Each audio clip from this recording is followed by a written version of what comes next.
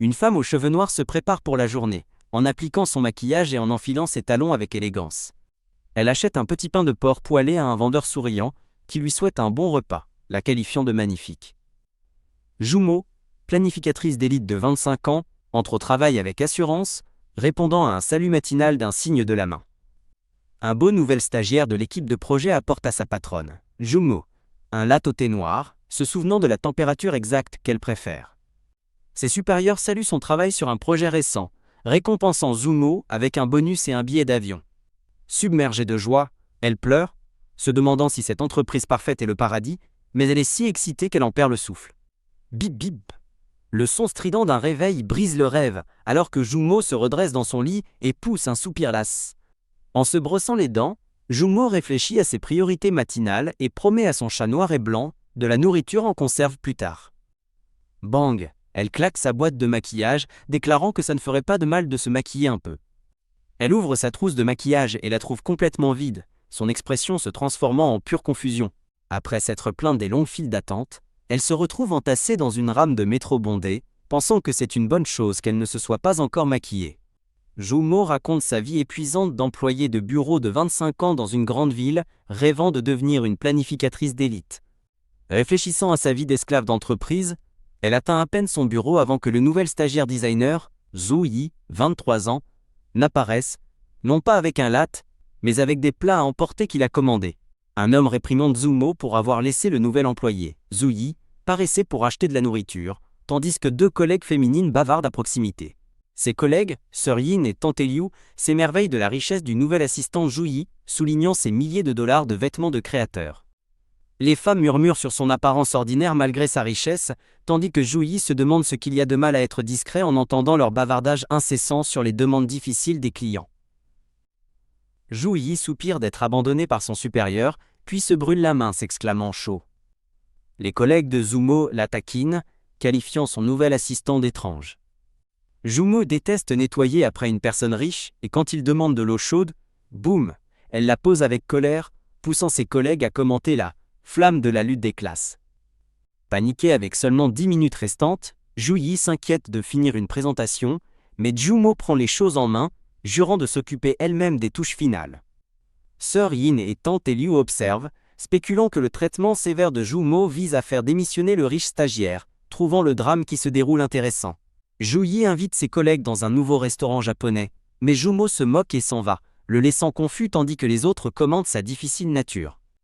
Vérifiant l'adresse sur son téléphone, Jumo est confuse quand elle ne trouve pas le restaurant, puis lève les yeux. Trouvé.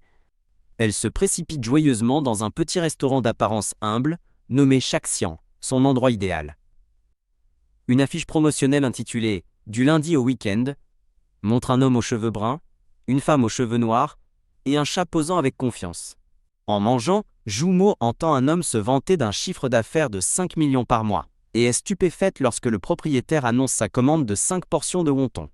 Elle voit le propriétaire cracher dans ses mains avant de griller, puis tous sous le choc en reconnaissant son patron, Zhu Yi, assis à une table voisine.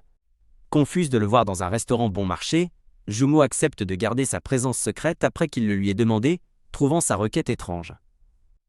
Après avoir repéré une belle mais chère couverture, Jumo crache métaphoriquement du sang devant le prix, crie au revoir et s'enfuit, laissant Zhu Yi se demander si la nourriture bon marché provoque une telle réaction. Le lendemain, un collègue invite Zhu Yi à déjeuner, mais il a déjà mangé. À son bureau, Zumo dit qu'elle a apporté le sien. Zhu Yi passe la tête par-dessus le cubicule, lui demandant pourquoi il ne l'a pas vu au Shaxian, ce qui l'a fait paniquer intérieurement. Lorsqu'un collègue la taquine d'être radine, Zumo clame haut et fort qu'elle est juste fauchée, mais tout le monde rit, pensant qu'elle est sarcastique. Zhu Yi insiste sur le fait qu'il n'était pas sarcastique et lui montre son solde bancaire de 519,00 pour prouver qu'il est fauché, la laissant se demander s'il est sérieux. À 1 heure de la fin de la journée de travail, Jumo trouve son assistant, Zhu Yi, endormi à son bureau, et se dit qu'elle n'est pas qualifiée pour virer cet idiot. Éprouvant un sentiment de camaraderie face à leur pauvreté partagée, elle jette une couverture sur lui, puis se fige sous le choc, en reconnaissant celle du magasin si cher. Alors qu'elle quitte le travail, des collègues l'interpellent en l'appelant Jumo, mais elle comprend week-end et pense qu'il parle d'un rendez-vous, se retournant en sursaut. Ju-Yi apparaît derrière elle, précisant que c'est juste lui, et qu'elle ne devrait pas dire de telles choses devant les autres. Il lui tend un sac, expliquant que c'est un cadeau tardif, la couverture même qu'elle fixait, et qu'il avait par hasard chez lui. Partagé entre une gratitude angélique et une suspicion diabolique, Jumo l'accuse d'essayer de la soudoyer, et exige de savoir dans quel problème il se trouve. Il rit, disant que le cadeau est trop minable pour un pot de vin, et elle est d'accord, lui disant de garder cette chose minable pour lui.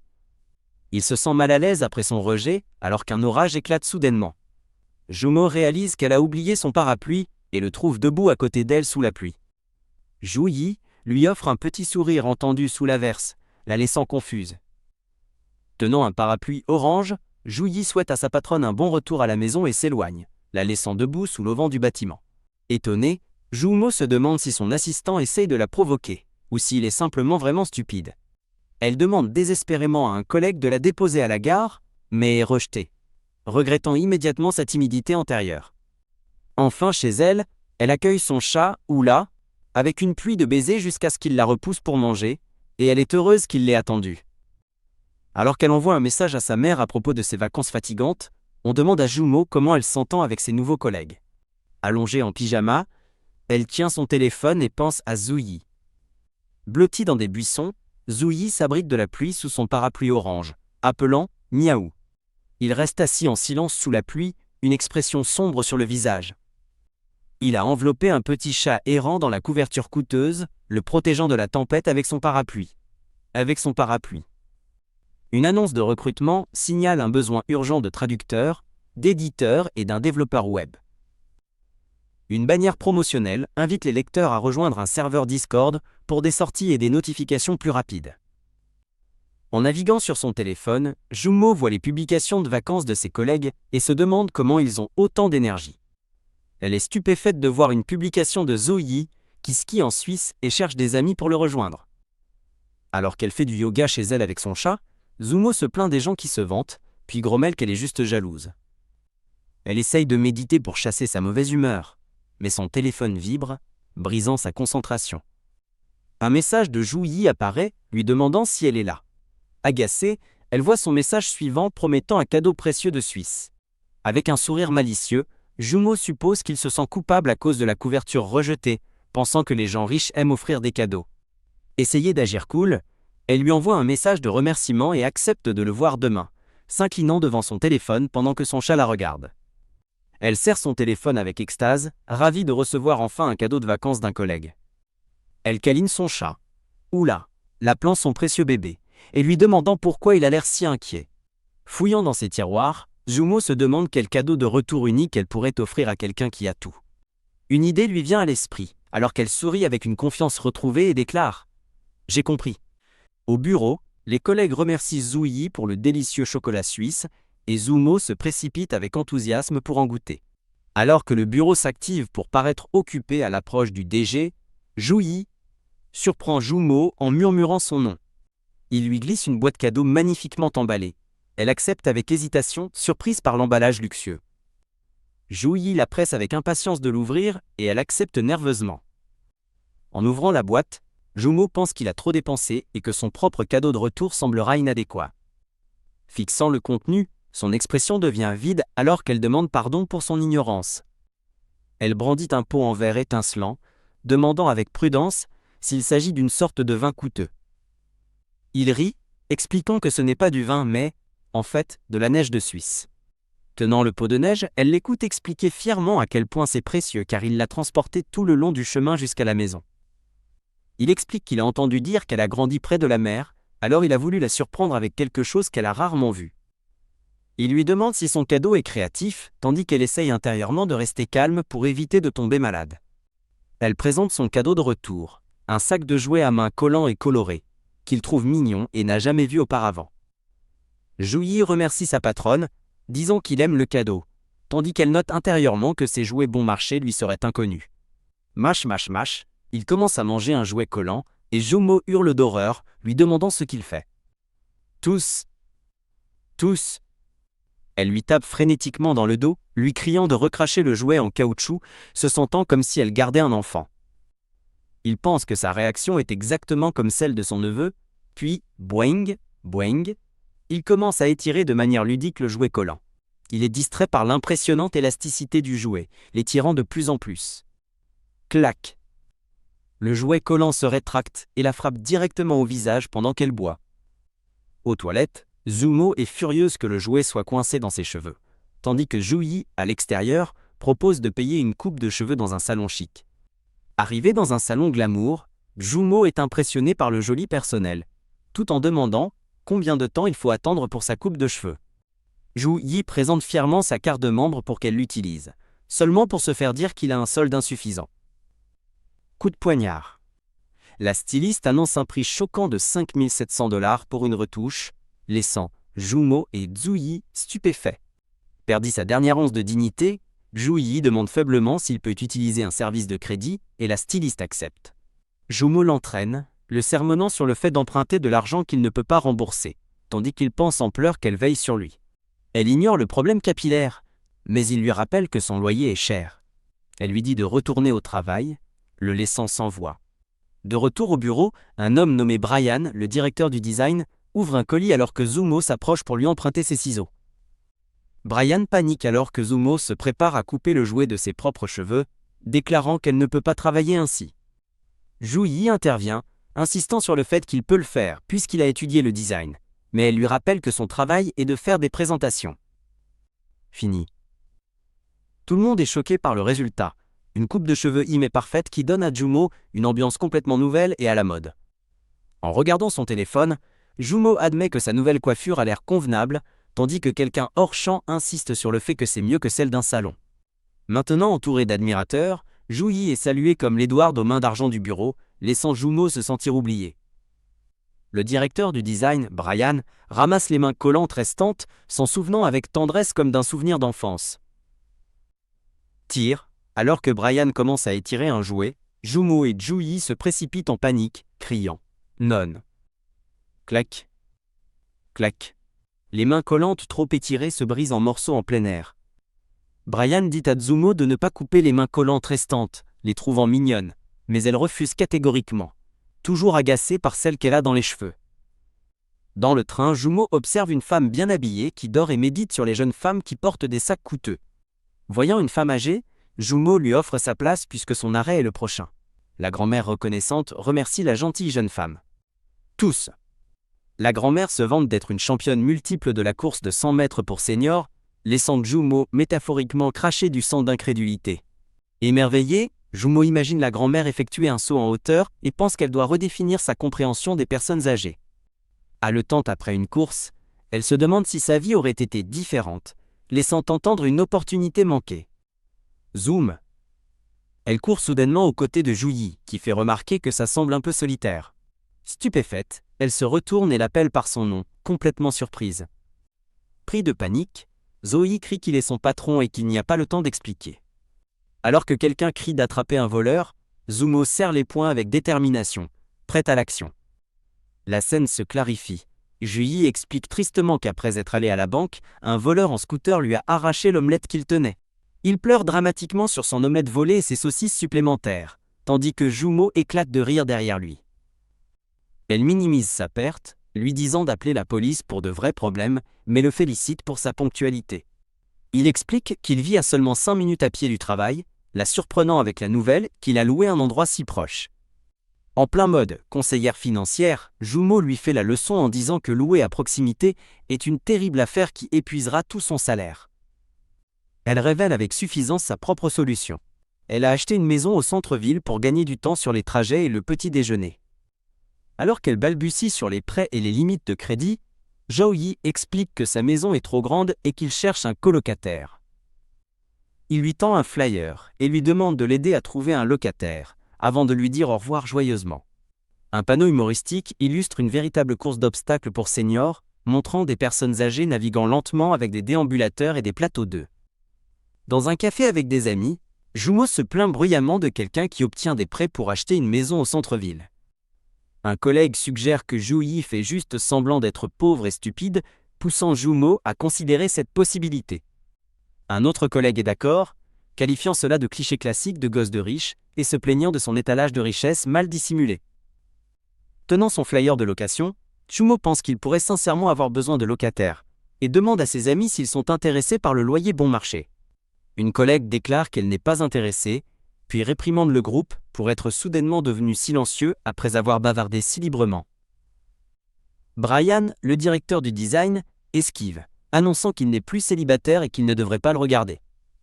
Hein? Point d'interrogation, point d'exclamation. Les femmes réagissent à l'unisson, complètement choquées par la nouvelle et exigeant de savoir quand c'est arrivé. Un gestionnaire de compte nommé Kaiwen s'approche, demandant à Xiao Momo de quoi elle parle, à son grand malaise. Ses collègues observent avidement l'interaction, chuchotant que le prince partial est arrivé et qu'un grand spectacle est sur le point de commencer. Tenant le flyer, Kaiwen sourit narquoisement et demande si son nouvel assistant idiot et riche est celui qui offre un loyer si bon marché. Jumo, pensant qu'il doit être célibataire, dit évasivement qu'elle ne saurait pas, car Juyin a rejoint l'entreprise qu'il y a un mois. Dans un flashback, une figure paternelle sévère dit à un jeune Zoyi d'abandonner l'art comme passe-temps et de se concentrer sur ses études, mais le garçon proteste. Le père le pousse vers les affaires, citant son propre succès, mais un Zoyi défiant déclare qu'il ne veut pas. Le père concède calmement, tenant un cigare et lui donnant un mois pour faire ses preuves. Dans un souvenir plus récent, un Juyi mécontent se tient près d'une voiture de sport jaune, marmonnant qu'il doit organiser une exposition pour vendre son art. Bam! Avec une espérance renouvelée, il ouvre grand les bras, prêt à accueillir les visiteurs dans sa galerie. Il entre dans son exposition d'art seulement pour la trouver complètement vide, se demandant pourquoi personne n'est venu. Il regarde autour de lui, incrédule, pensant que c'est impossible. Il médite que des artistes célèbres afflueraient normalement pour collectionner son art, tandis que 2 personnes sont montrées admirant une œuvre. Son père apparaît, lui demandant froidement s'il pensait vraiment que son art serait populaire sans qu'il engage des gens pour y assister. Le père révèle qu'avec le contrat expiré, il ne peut même plus réserver de salle d'exposition, laissant Zhuyi stupéfait. Un Zhuyi vaincu crie qu'il n'apprendra plus jamais l'art, tandis que son père répond que ce qui est important c'est de changer. Il déclare alors avec défi qu'il apprendra le design à la place, laissant son père sans voix. De retour à une réunion actuelle, Jumo est à moitié d'accord avec une proposition, pensant que toute la session était inutile. Le directeur du design, Brian, a l'air ennuyé et impatient, le regard perdu dans le vide. Elle jette un coup d'œil et est agacée de voir que son assistant, Zhuyi, s'est endormi. À sa grande surprise, elle voit qu'il griffonne inconsciemment sur la couverture de son cahier fermé. Le manager annonce des plans pour lundi prochain, et Jumo entend par erreur Zhuyi, ce qui la rend confuse. Endormi, Zhuyi rêve de sa propre insécurité, enviant la passion de ses collègues tout en se sentant perdu et craignant de perdre son emploi. Jumo envie l'origine familiale de Zhuyi, qu'elle croit le protéger puis secoue cette pensée et se force à se concentrer sur le travail. Pendant qu'elle est au téléphone, elle écoute une voix à l'autre bout s'excuser en disant « Désolé, Xiaomo ». À son bureau, Zhuyi s'inquiète pour sa patronne, se demandant pourquoi elle est partie si longtemps et se remémorant son air paniqué. Abattu, il se demande pourquoi personne n'a répondu à son annonce de colocation et craint qu'on le prenne pour un escroc. Kaiwen apparaît, surprenant Zhuyi en annonçant qu'il aime la maison et qu'il peut emménager à tout moment, faisant croire à Zhuyi que c'est un homme louche. Ailleurs, Jumo termine joyeusement un appel avec sa grand-mère, la rassurant sur le fait qu'elle va bien seule. Fixant une notification de transaction réussie qui lui laisse un solde minuscule, elle panique, réalisant qu'elle est une mendiante qui ne peut pas rentrer chez elle. Wish, Jumo et Zhuyi manquent de se percuter, s'arrêtant juste avant l'un l'autre dans une surprise mutuelle. Seule, Jumo réfléchit tristement qu'avec ses finances, elle pourrait se permettre le loyer d'une villa en centre-ville de sa vie. Zhuyi est fou de joie de la voir, s'exclamant qu'elle est vraiment venue, et même à l'heure, avouant qu'il pensait qu'elle plaisantait. Alors qu'il propose de prendre ses bagages, elle le prévient de ne pas augmenter le loyer conformément au contrat, et il promet qu'il ne le fera pas. En entrant, elle est immédiatement impressionnée par le style de l'appartement. Miaou. Un chat noir et blanc siffle agressivement, alors que Zhuyi tend la main pour le caresser. Jumo réconforte le chat, expliquant qu'il a juste peur des étrangers, tandis qu'un Zhuyi attristé marmonne, que même les chats ne l'aiment pas. Changeant de sujet, elle demande à voir les pièces, et il accepte volontiers de lui faire visiter. Il présente fièrement la cuisine, lui disant de se sentir libre de l'utiliser. Elle explique sa philosophie minimaliste de ne posséder que quelques vêtements bon marché par saison, ce qui le choque. Il réfléchit à quel point elle est pragma surprenant à se vanter à nouveau. Inspirée par sa conversation sur les vêtements, elle demande avec enthousiasme s'il a un dressing de style K-drama. Elle imagine un dressing lumineux, luxueux et infini, rempli de tenues glamour. Exigeant avec impatience une visite, elle le regarde accepter de lui montrer son placard pas si rangé. Elle regarde avec incrédulité une pièce empilée de couvertures à carreaux identiques, pensant que c'est plus une décharge de luxe. Complètement vaincue, elle avoue qu'elle est sans voix et souhaite avoir des amis qui lui donneraient des choses comme ça. Elle se tient silencieusement, les bras croisés, ruminant ses pensées. Zhu Yi rompt joyeusement le silence en offrant un verre d'eau à sa nouvelle patronne. Elle est étonnée qu'il ait assemblé les étagères, admettant qu'elle a trouvé le manuel impossible, puis note mentalement qu'elle exagère. Rayonnant, il lui dit qu'elle est incroyable, et qu'elle n'a pas à l'appeler patronne en dehors du travail. Prenant le verre, elle boit une gorgée rafraîchissante d'eau. Son chat noir et blanc, Oula, est assis sur un coussin, méditant sur quelque chose. Tenant le chat fraîchement lavé, Zhu se demande pourquoi il est toujours aussi laid. Agacée, elle réalise l'ironie de regarder des vidéos de chats sur son téléphone, pendant que son propre chat fait le mort sur le lit à côté d'elle. Agitant un jouet, elle appelle désespérément Oula pour qu'il lui accorde de l'attention. Tap tap tap, elle est assise à son bureau, caressant son chat, qui se lève pour la saluer. Deux chats du quartier discutent, l'un se plaignant du manque de nourriture en conserve, et l'autre remarquant qu'Oula les fixe à nouveau. Alors qu'un chat invisible demande son nom, Oula pense en elle-même « Arrête de gaspiller ton énergie ». Oula entend les chats parler à nouveau, pensant en elle-même à quel point c'est effrayant. Oula observe sa propriétaire, passée de négligée à soigner, pensant qu'elle ne peut plus reconnaître son apparence originale. Une boîte de narration présage des problèmes, déclarant que leur vie paisible serait bientôt perturbée. Zhu tient joyeusement Oula, disant aux chats qu'ils peuvent maintenant vivre dans une grande maison. Elle se couvre le visage de sa main, gémissant silencieusement de frustration. Elle panique à l'idée que ses collègues bavards le découvrent, et décide de garder sa situation de vie secrète. Ses amis complotent, lui disant de saisir l'occasion et de ne pas laisser son patron radin économiser de l'argent. Une collègue avec une pince à cheveux en forme de pastèque demande si elle amènera le bel interne à une sortie, choquant Zhu. Tandis que ses amis la taquinent sur son célibat et débattent des motivations de l'interne, Zhu insiste frénétiquement qu'elle n'est pas intéressée, pensant qu'il est fauché. Une collègue remarque sournoisement qu'elle semble déjà bien le connaître, et Zhu gémit alors que les taquineries commencent. Elle rêve brièvement d'un homme idéal avec des lunettes et un grain de beauté près de l'œil, avant de se réprimander de choisir un petit ami dans ses rêves. Surprise, elle se retourne et trouve Zhu Yi derrière elle, qui explique qu'il était juste en train de faire du café. Près des distributeurs automatiques du bureau, elle décide de lui dire la vérité, expliquant qu'elle veut garder leur cohabitation secrète, car les rumeurs de bureau sont effrayantes. Tenant du pop-corn, Zhu Yi acquiesce, disant qu'il veut lui aussi travailler en paix sans que les gens ne lui dictent sa vie. Il ajoute pensivement que lui aussi n'aime pas que les autres lui dictent sa vie. Elle acquiesce avec enthousiasme, tandis qu'il admet qu'il ne comprend pas entièrement, mais qu'il coopérera pour éviter de lui causer des ennuis. Tenant du pop-corn, Zhu annonce joyeusement à Zhu Yi que le film commence, et il accepte de la suivre. La scène se déplace au bureau, où Zhu Yi et leurs collègues sont assis en réunion. Zhu serre les dents de frustration, mentalement bombardé de platitudes d'entreprise sur les heures supplémentaires, l'apprentissage et l'ignorance du salaire pour des BE accent aigu, NE accent aigu, FN et FIS à long terme. Les phrases de motivation creuses continuent, avec des messages contradictoires sur le fait de travailler dur comme une abeille, tout en effectuant des tâches inutiles que n'importe qui peut faire.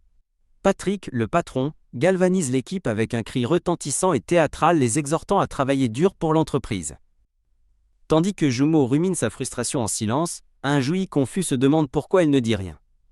Un profil de personnage met en évidence les traits clés du patron : lunettes à monture dorée, voix de baryton, un grain de beauté près de l'œil, et une personnalité décisive et affirmée. Un nouveau chapitre commence avec Zhu examinant la demande d'un client visant à stimuler les dépenses pour une journée de shopping, notant une réduction absurdement élevée de 99% pour un achat minimum important. Zhu Yi se demande comment une si mauvaise offre pourrait fonctionner, mais Zhu complimente sarcastiquement son ingéniosité retrouvée et lui dit de simplement faire la présentation puisque le client a toujours raison. Un collègue dit à un Zhu Yi confus que Zhu est exceptionnellement joyeuse pendant la saison des soldes, le laissant se demander pourquoi. Le collègue explique que Zhu exploite sa silhouette menue pour acheter des vêtements d'enfants fortement soldés, laissant Ju-Yi complètement stupéfait. L'imaginant en petite fille, Ju-Yi transpire en assimilant cette astuce extrême pour économiser de l'argent. Jumo fait remarquer avec suffisance que sa méthode ne fonctionnera pas pour sa taille, puis le ramène au travail, exigeant de savoir où en est la présentation. Abattu et seul à son bureau, Ju-Yi pense tristement qu'il voulait rentrer chez lui avec elle. Le lendemain matin, Jumo annonce avec enthousiasme que c'est le jour des soldes, ayant déjà préparé un petit déjeuner à l'odeur délicieuse dans leur cuisine. Jumo lui demande s'il a des projets, et il avoue que ses vacances étaient auparavant ennuyeuses. Il médite sur sa nouvelle vie, moins extravagante, tout en réalisant qu'ils n'ont plus de papier toilette. Détournant légèrement le regard, Jumo l'invite timidement à l'accompagner au centre commercial. Un instant plus tard, un Ju-Yi rayonnant déclare avec enthousiasme qu'il est prêt à partir. Alors qu'ils partent, Jumo expose son plan de bataille. Viser d'abord la section enfants, puis essayer de décrocher des bons de réduction pour du papier toilette gratuit.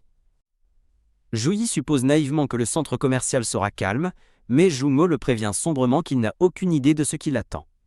Ils s'arrêtent net, leur visage figé dans un choc mutuel devant ce qu'ils voient.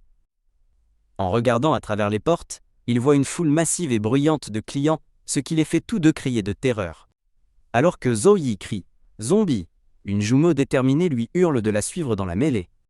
Menant la charge, Zumo note sombrement qu'en plus des habituelles tantines folles, il y a une autre horde à affronter. Toc, toc, toc. Elle identifie le second groupe des revendeurs agressifs s'emparant de brassées de marchandises. Regardant les acheteurs s'emparer frénétiquement des articles, Ju-Yi pense, hébété, que cette scène chaotique est comme une œuvre d'art performatif. Sortant de sa torpeur, il arbore un regard de féroce détermination, criant qu'il n'est pas fait de verre et défiant la foule. Toc. Il plonge immédiatement dans le chaos, plaquant un autre homme au sol pour se battre pour un article. Le combat se poursuit alors que Zu-Yi s'engage dans un féroce bras de fer pour un pantalon avec une femme plus âgée, horrifiant Zumo. Crac. Le chaos s'intensifie, alors qu'ils se battent pour le pantalon sur un mannequin, le faisant basculer. Après la bataille, Zumo et Ju-Yi, échevelés et complètement épuisés, sont assis par terre, totalement vaincus. Une carte de titre récapitule le champ de bataille du centre commercial avec des scènes de leur combat frénétique. De retour au travail, un Zu-Yi maussade grogne à propos des acheteurs, tandis que Jumo lui dit de prendre un café, le taquinant qu'il est chanceux malgré le stress. Jumo demande pourquoi il n'a pas défendu son idée de marketing d'influenceur lorsque Patrick l'a rejeté lors de la séance de brainstorming. Cachant son visage, elle marmonne son accord pensant à ses propres rejets constants. Dans un flashback, un collègue vole l'idée de Ju-Yi, et Patrick loue le voleur comme un génie, réglant l'affaire tandis que Zumo et Ju-Yi regardent avec une colère silencieuse. Tenant un livre, Su-Yi s'approche timidement de Zumo à son bureau, l'air d'avoir une question. Ju-Yi déclare sincèrement qu'il prend son travail au sérieux et veut poser des questions sur le texte publicitaire, mais Zumo est momentanément distraite, pensant qu'il est trop beau pour les ventes. Elle a une révélation soudaine, s'exclamant qu'il doit être l'artiste derrière les peintures à la maison, le laissant demander avec incrédulité si elle est sérieuse. Il lui saisit intensément les épaules, demandant avec un espoir désespéré si elle pense vraiment que ses peintures sont belles. Alors qu'elle exige de savoir ce qu'il fait, il s'effondre et sanglote sur son épaule, pleurant qu'elle est la seule à trouver son art bon. Il la serre fort et pousse un immense cri cathartique d'émotion refoulée. Regard noir. Le moment intense se brise alors qu'il recule de surprise, pour être accueilli par son regard furieux. Leur patron, Patrick, apparaît soudainement et les convoque sévèrement tous les deux à son bureau. Se regardant avec des visages nerveux et moites, il se demande ce qui va se passer. Dans son bureau, Patrick révèle qu'il voulait juste partager les écrevisses qu'il avait commandées, puisqu'il travaillait tout tard, à la grande surprise de Zumo. Au déjeuner, les collègues discutent de leur repas.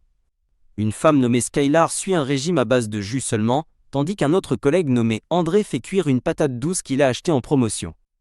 Un collègue demande pourquoi un enfant riche comme André, Ju-Yi, achèterait des articles en solde. Mais Skylar suggère qu'ils acceptent simplement qu'il ait été coupé des vivres par sa famille. Le bavardage au bureau se tourne vers la saison des diplômes, Skylar étant taquinée pour être une bourreau de travail, et un autre collègue se remémorant avoir failli entrer dans une école prestigieuse. La conversation aborde la mélancolie de la saison des diplômes, lorsque de nombreux couples de lycée rompent et prennent des chemins séparés. Dans un tendre souvenir, une jeune Zumo boit joyeusement de la bière, et mange des brochettes lors d'un festival en plein air animé. Skylar se rappelle bruyamment qu'une amie lui doit $2000. Ce qui pousse Zumo à leur dire avec exaspération d'arrêter leur compétition de sad-fishing. Un œuf au plat sur l'œil, Zumo interroge André sur son luxueux voyage de lycée, tandis qu'un autre collègue se plaint d'avoir 40 ans sans acompte, et qu'André minimise sa propre vie étudiante, comme n'ayant rien de spécial. Alors que quelqu'un déclare être heureux quoi qu'il arrive, Zumo pose sa tête sur ses mains, pensant que l'argent peut effectivement acheter le bonheur. Dans un flashback, un homme et une femme fixent un écran d'ordinateur affichant des scores SAT, la femme couvrant sa bouche tandis qu'ils disent tous les deux « Oh mon Dieu, hé hé ». Une jeune fille nommée Gwen déclare avec enthousiasme qu'elle veut étudier à l'étranger, tandis qu'un jeune homme dit avec enthousiasme qu'il veut continuer à peindre. Une femme dit à Gwen que l'accident de sa tante Cathy a forcé son père à prêter toutes ses économies, ce qui signifie qu'il devrait vendre la maison pour qu'elle puisse étudier à l'étranger. On dit à Gwen qu'étudier localement est bien et qu'elle pourra aller à l'étranger pour ses études supérieures plus tard, mais elle pense tristement qu'étudier à l'étranger n'est que pour les enfants riches. Un homme de dos dit à un jeune homme qu'il ne lui a jamais permis de poursuivre l'art, et qu'il a déjà traité ses papiers d'admission. De retour au présent, André demande des suggestions à Zumo et est ravie quand elle est d'accord avec lui, tandis qu'elle pense à elle-même que son opinion sur lui a changé. Alors qu'André propose de montrer une photo d'un Kevin bronzé, Zumo rêve de laisser tomber les regrets et un collègue demande avec impatience à la voir. André demande à Zumo pourquoi elle n'a pas étudié à l'étranger, et elle lui répond fièrement qu'elle a utilisé l'argent pour l'acompte de sa maison. Regardant un documentaire sur les orques en captivité, Zumo serre Oula dans ses bras et sanglote, que cela lui brise le cœur. Un André étincelant et bien habillé est prêt à sortir, et Zumo, caressant Oula, remarque sa bonne humeur et lui demande s'il a un rendez-vous. Au téléphone, Zumo dit qu'elle est pauvre et qu'elle commandera juste un hot pot, disant à la personne à l'autre bout qu'elle la verra ce soir. Pluie battante, alors que la pluie tombe, Zumo médite qu'André ne porte toujours pas de parapluie et se demande à quoi ressemble sa mère, qui vient le chercher. Clac clac clac. Un homme hurle de terreur dans une parodie de scène de film d'horreur. Zumo demande avec colère à André pourquoi il se faufilait, pensant qu'il l'avait effrayé, tandis qu'il balbutie des excuses, disant qu'il ne voulait pas la réveiller.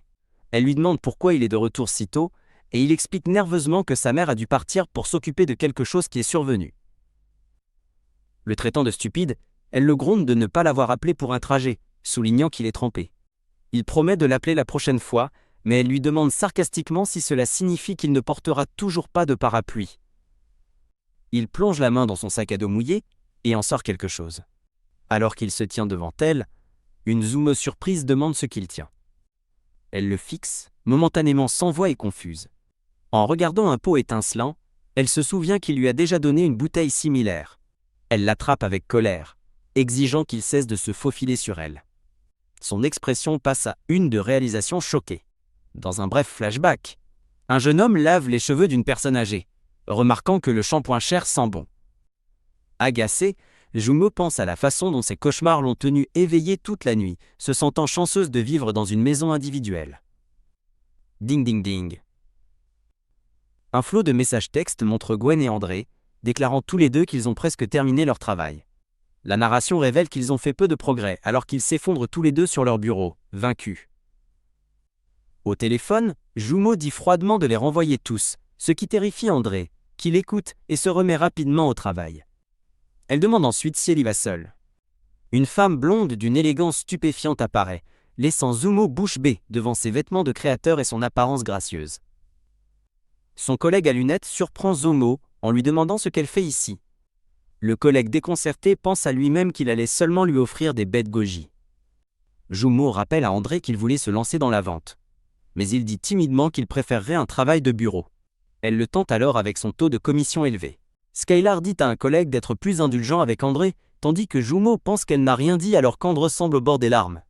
Sous la pluie, Zumo se plaint de l'averse interminable, mais André annonce joyeusement qu'il a apporté un parapluie. La nouvelle réceptionniste, une femme blonde élégante, arrive dans sa voiture et leur propose de les ramener chez eux. André baisse les yeux, complimentant avec malaise sa belle voiture. La réceptionniste demande s'ils vivent dans le même quartier, et une Zumo paniquée insiste rapidement qu'ils vont juste dans la même direction. Zumo la dévisage intensément, se demandant si la nouvelle réceptionniste pourrait être une séductrice. Arrivant à une boutique de pieds de porc braisés, elle gémit, espérant que la réceptionniste ne pense pas que sa famille possède le restaurant. Discutant des options pour le dîner, Jumeau énumère 2 restaurants de hot pot, l'un réputé pour son service, et l'autre pour sa qualité. Alors qu'elle décrit le restaurant non franchisé, un collègue plaisante sur leur taquinerie. Jumeau devient anxieuse, réalisant que tout le monde, y compris la nouvelle réceptionniste, sera là. Jumeau a une réalisation soudaine et horrifiée. La nouvelle réceptionniste ressemble exactement à la mariée fantôme d'un film d'horreur, expliquant pourquoi André était si terrifié. Skylar remarque que la nouvelle ne semble pas heureuse, et un autre collègue révèle que Patrick a dit qu'elle avait obtenu le poste par relation, mais qu'elle part demain. Au restaurant, André lève ses baguettes et déclare avec enthousiasme qu'il va manger autant qu'il peut, tandis que Jumeau le regarde, peu impressionné. Jumeau demande pourquoi André est assis à côté d'elle, lui disant de manger des pieds de porc, et il demande innocemment si elle veut dire les faire cuire dans le bouillon. La réceptionniste blonde se penche près d'un André choqué, lui disant qu'il a changé car il détestait la nourriture bon marché avant. La réceptionniste blonde offre gentiment un morceau de saumon à un André horrifié, lui disant d'ouvrir la bouche. Gênant. Tandis que la réceptionniste l'appelle « Mon chéri », André refuse et Jumeau grimace devant cette situation embarrassante. Un collègue prévient Gwen que la réceptionniste essaye de lui voler son assistant, mais elle répond avec dédain qu'il n'est même pas à elle pour être volé. Ses collègues sont consternés alors que Jumeau déclare calmement qu'il doit gérer ses propres problèmes. Dans un flashback, Jumeau demande à « Boss » comment il peut rentrer chez lui sans parapluie, trempé par la pluie. Elle lui dit qu'elle n'ira pas avec lui ce soir, pensant qu'il veut passer du temps avec sa fiancée, mais il insiste que ce n'est pas ce qu'elle croit. HMPH. Il boude sous un nuage de pluie personnelle alors qu'elle s'excuse, puis lui demande pourquoi il n'a pas partagé son parapluie le premier jour s'il en avait un. Elle avoue qu'elle pensait qu'il attendait une petite amie, ce qui le pousse à demander qui répand des rumeurs. Il lui dit ensuite qu'elle est si jolie que les gens doivent l'aimer. Lui disant de ne pas la baratiner, elle se fait surprendre par la pluie avant qu'il ne se précipite pour la protéger avec son parapluie. Hourra! Dans le salon du bureau, Jumeau et un collègue s'étirent et célèbrent, s'exclamant que c'est enfin le jour de paix. Au téléphone, Jumeau dit que l'argent procure de la sécurité, et sa collègue lui rappelle qu'elle doit remercier Flo. Jumeau se souvient de sa fougueuse collègue partant en trombe pour réclamer sa commission, pensant qu'elle aurait manqué d'argent autrement. Ding! André célèbre son nouveau solde de 21 000 $, mais Jumeau est surprise quand il paye immédiatement 1 500 $ de loyer. André s'enquiert des papiers qu'elle tient, qu'elle explique être des rappels de paiement. Un collègue lui demande ensuite comment elle peut se permettre un prêt immobilier, et si elle facture un loyer élevé, la laissant sans voix. Jumeau demande joyeusement si quelqu'un veut prendre un verre. Mais un André surpris crie immédiatement « Non ». Il explique que ses affaires ont bien marché et qu'il reçoit des dividendes mensuels, surprenant ses collègues, qui le qualifient d'homme d'affaires averti. Sa collègue remarque qu'il fréquente des cercles aisés, mais Jumeau le rejette comme de l'aigreur, disant qu'André a eu de la chance. André avoue timidement qu'un seul de ses investissements a été rentable et que son père a arrangé le désordre, incitant ses collègues à louer la générosité de son père. André dit avec mélancolie à Jumeau qu'il envie les jeunes, avouant qu'il est diplômé d'un collège technique.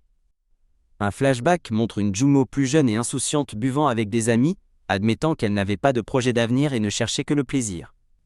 À la maison, André ne trouve que des patates douces et des œufs dans le frigo, et se demande pourquoi Gwen ne lui a pas demandé de faire les courses avec elle. Jumeau arrive à la maison en annonçant son retour, et André la salue en tant que Gwen. Elle révèle ensuite avec enthousiasme un paquet de nouilles instantanées qu'elle a acheté. Slurp. Ils se régalent tous les deux de leur bol de nouilles crémeuses. André se tient devant la maison, résolu à prendre ses propres décisions, tandis que l'on entend la voix de Jumeau disant à son chat, Lola, de ne pas la griffer. Bâillant au lit, André réalise qu'il a enfin pu dormir un peu, qualifiant le manque de sommeil de torture. André dit au chat que sa maman est une femme occupée, mais le chat pense avec suffisance que si lui n'est qu'un colocataire, elle est sa précieuse. En mangeant de la glace, Jumeau demande à un homme nommé Brian s'il pense qu'elle dépense trop d'argent, mais il se contente de rire, en disant qu'il est repu. Brian lui dit que c'est bien de se récompenser, et la remercie pour ses conseils de mode. Alors qu'il lui demande des informations sur une influenceuse pour Patrick, elle pense qu'il est un beau parleur. Oula, la chatte est horrifiée, se demandant si elle est un cochon ou quelque chose du genre. Clac. Le chat gifle rapidement et habilement une blatte en plein vol. Clac, clac, clac. Une rafale de bruit de claquements remplit l'air, tandis qu'un André terrifié se cache derrière un meuble. Jumeau rentre chez elle, confuse, trouvant André à genoux présentant un bol de nourriture à Mademoiselle Lola, qui le juge inutile.